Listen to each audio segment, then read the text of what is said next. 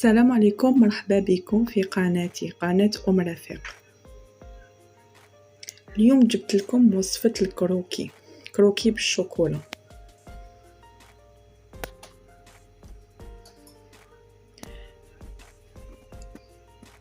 كروكي بالشوكولا من أروع الوصفات واقتصادية.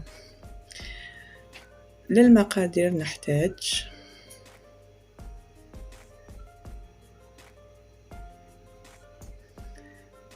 3 حبات بيض، نضيف معاهم كأس من السكر، كأس من الزيت، نخلطهم حتى يندمجون المقادير.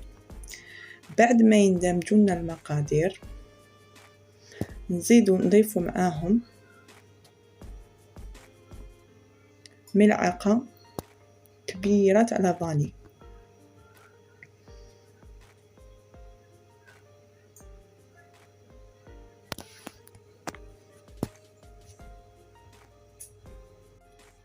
بعد ما ضفنا لافاني نبداو نضيفو الفرينة غير بشوية.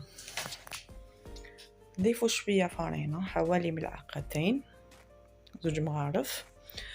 من بعد نزيدو 2 مغارف كاكاو البني.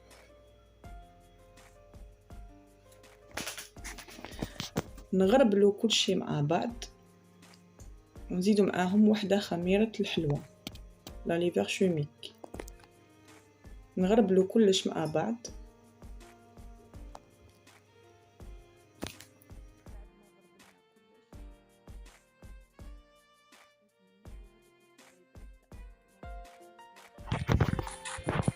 بعد ما غربلنا كلش ناخدو ان فوي نخلطو باش يندمجوا لنا المقادير.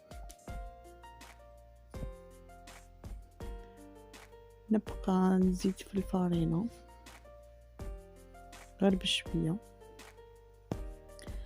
الفرينة على حسب الخليط. هنا الفرينة كل وحدة والفرينة تاعها، كاين الفرينة اللي تشرب وكاين فرينة اللي ما تشربش. نبقاو نزيدو في الفرينة غير بالعقل. لازم نتحصلوا على عجينة متماسكة وما تكونش يابسة.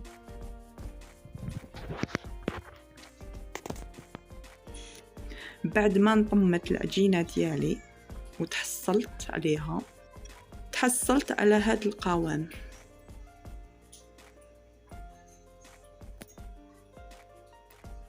بعدها نجيب سنيوة ديالي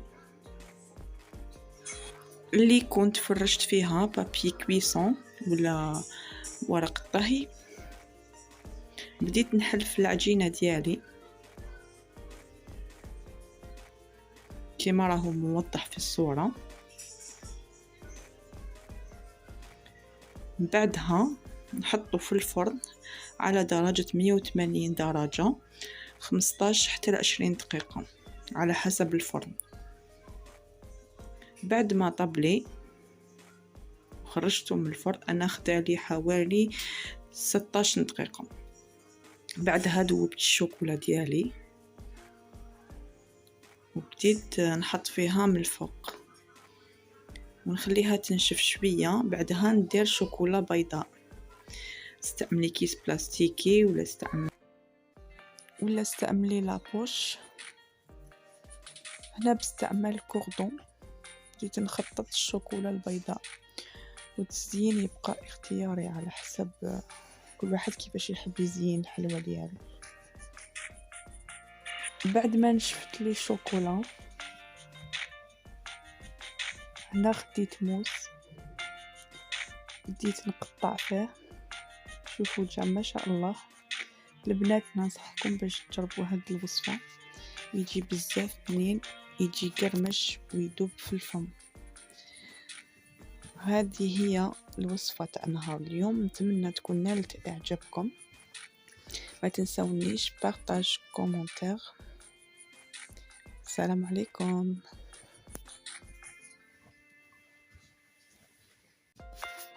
À la prochaine.